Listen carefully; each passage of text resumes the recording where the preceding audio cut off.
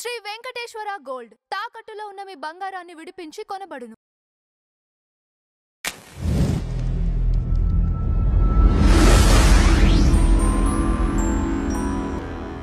నమస్తే అండి, welcome to tree media. మనతో పాటు political analyst, senior journalist doctor Durga Vadlamani గారు ఉన్నారు. మేడం నమస్తే. నమస్తే అండి. మేడం, బిగ్ బాస్లో ఆల్రెడీ వైల్డ్ కార్డ్ ఎంట్రీస్ రావటం జరిగింది. శ్రీజ అలానే భరణి వీళ్ళిద్దరూ అన్ఎక్స్పెక్టెడ్ ఎలిమినేట్ అవ్వటం జరిగింది. అయితే ఈ ఎపిసోడ్స్ టెలికాస్ట్ అవుతున్న టైంలో దువ్వాడ శ్రీనివాస్ గారు కూడా ఒక ఇంటర్వ్యూ ఇవ్వటం జరిగింది. నేను కూడా వెళ్ళొచ్చు వైల్డ్ కార్డ్ ఎంట్రీలో హౌస్లోకి అని. అంటే అన్ఫేర్ ఎలిమినేషన్స్ జరుగుతున్నాయని కొంతమంది అంటున్నారు. అసలు ఎక్స్పెక్ట్ చేయని వాళ్ళని హౌస్లోకి తీసుకొస్తున్నారు అనేది కొందరు అభిప్రాయం. మీరేమంటారు? ఇది చాలా అన్ఫెయిరేనండి. శ్రీజాది కావచ్చు, భరణిది కావచ్చు, వాళ్ళని చాలా అన్ఫెయిర్గా పంపించారు. ఇది ప్రజాభిప్రాయం కూడా అదే ఉంది. మీరు ఎవరిని కదిపి చూడండి, అందరూ అదే చెప్తున్నారు. ఇంకొకటి ఏమైందంటే వీళ్ళు ట్రాన్స్పరెంట్గా ఓటింగ్ చూపించట్లా. అదొకటి కూడా చాలా ప్రస్తావనకు వస్తుంది. నిన్న కూడా వేరే ఛానల్లో దీని మీద డిస్కషన్ జరిగితే ఓపెన్గా చాలామంది ఎక్స్ప్రెస్ చేశారు. ఈవెన్ కరాటే కళ్యాణ్ గారు కూడా అదే అన్నారు. నా విషయంలో కూడా అలాగే జరిగింది. వాళ్ళు ఓటింగ్ చూపించాలి ట్రాన్స్పరెంట్గా, అది 100%. ఓకే. తర్వాత శ్రీజ ఎలిమినేషన్లో అసలు గేమ్ ఎందుకు పెట్టారు అనేది ఒక పాయింట్. ఏం కావాలంటే ఉంచచ్చు అమ్మాయిని. ఈ వారం ఎలిమినేషన్స్ లేవని అనౌన్స్ చేయొచ్చు కదా మీరు ఉంచదలుచుకుంటే. ఇప్పుడు ఒక కామనర్ని తీసుకొచ్చాము అని అమ్మాయి బాగా ఆడుతోంది. నోరు ఒకటేనా? నోరు లేనిది ఎవరికి? ఒక్కొక్కళ్ళు ఒక్కొక్కలాగా వాయిస్ ఉంటుంది. అవును. సో అమ్మాయి మామూలు స్థాయి నుంచి తీసుకొచ్చాము అన్నప్పుడు you have to bear her. అదొకటి. ఇంకొకటి ఏమైందంటే దివ్యల మాధురి, ఆవిడ రూల్స్ ఆవిడ పాటించాలని ఆవిడ అంటుంది. సరే, ఆవిడకి నాగార్జున కూడా చెప్పడం జరిగింది, ఆది కూడా చెప్పడం జరిగింది, అన్నీ జరిగాయి. వీళ్ళని తీసుకురావటంలో ముఖ్యంగా దివ్యల మాధురి కావచ్చు, ఆ అమ్మాయి ఎవరు రమ్య మోక్ష కావచ్చు, వీళ్ళని ఒక ఎంటర్టైనర్స్గా తీసుకొచ్చారా అంటే రెచ్చిపోతారనే ఉద్దేశంతో తీసుకొచ్చారు. కానీ రమ్య మోక్ష అయితే అనుకున్న స్థాయిలో అమ్మాయి ఏమో ఆటల్లా. ఇంకా దివ్యల మాధురి అట్లీస్ట్ కొంచెం గట్టిగా మాట్లాడుతోంది. ఇందాక మీరు అన్నారు అతను ఎవరు, దువ్వాడ శ్రీనివాస్ కూడా రావచ్చు అని. ఇంకొకటి ఏంటంటే ఇక్కడ ఈ లవ్ ట్రాక్స్ అనేవి నడపడం, దానికోసం వాళ్ళని ఎలిమినేట్ చేయకుండా ఉంచటం, ఇది కూడా ప్రజలకు నచ్చట్ల. ఇలాంటివి అవసరమా?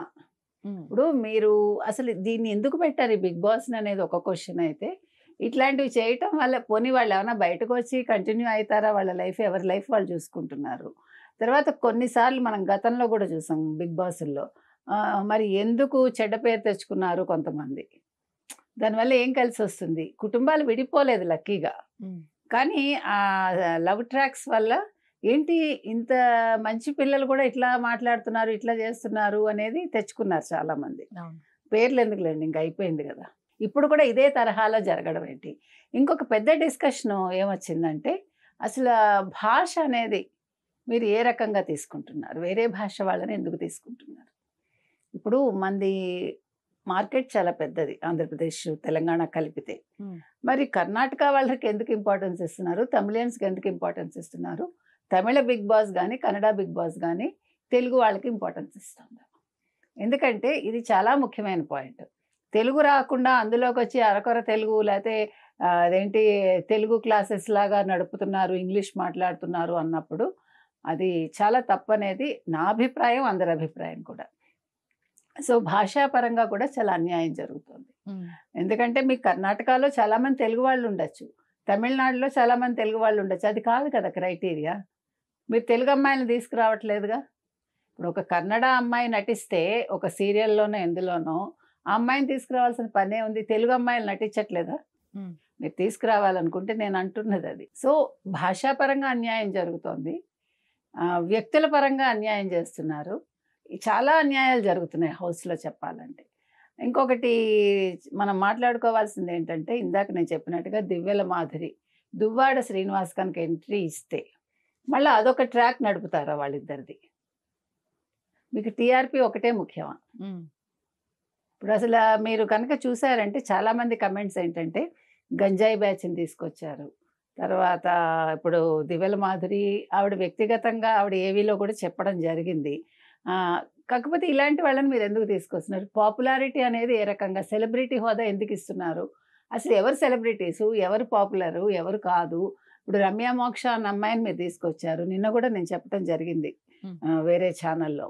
రమ్య మోక్ష సిస్టర్ ఎవరినైతే తిట్టిందో ఆ వ్యక్తిని తీసుకొచ్చి ఉండొచ్చు కదా అని. అంటే దానికి రకరకాల కమెంట్స్ వచ్చాయనుకోండి, అతను పాపులర్ కాదు. నేను అన్నాను మొగాడు కాబట్టి తీసుకురాలేదు, ఇదే ఆడపిల్ల అయితే తీసుకొస్తారా కదా.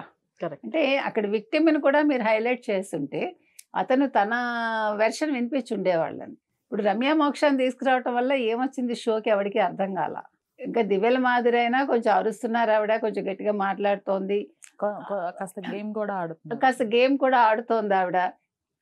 కాకపోతే దువ్వాడ శ్రీనివాస్ చెప్పిన మాట ఒకటి వినలేదు ఆవిడ. మోడర్న్ డ్రెస్లు ఆయన వేసుకోవద్దు అన్నాడు, ఆవిడ వేసుకుంది. మరి దానికి ఆయన ఏం కమెంట్ చేస్తాడో చూడాలి. మీరు అన్నట్టుగా ఆయన ఆల్రెడీ ఒక ఇంటర్వ్యూ కూడా ఇచ్చారు కదా. ఇవ్వటం కూడా జరిగింది. భరణి కూడా ఇంటర్వ్యూ ఇవ్వటం జరిగింది. సో ఏది ఏమైనా ఇవాళ బిగ్ బాస్ అనేది చాలా మందికి నచ్చలేదు ఈ సీజన్ చెప్పాలంటే. ఏంటి అంటే నాగార్జున ఇలాంటి షోని హోస్ట్ చేయాల, తర్వాత ఆ సాంగ్ వేసి అది కూడా ఎవరికి నచ్చల.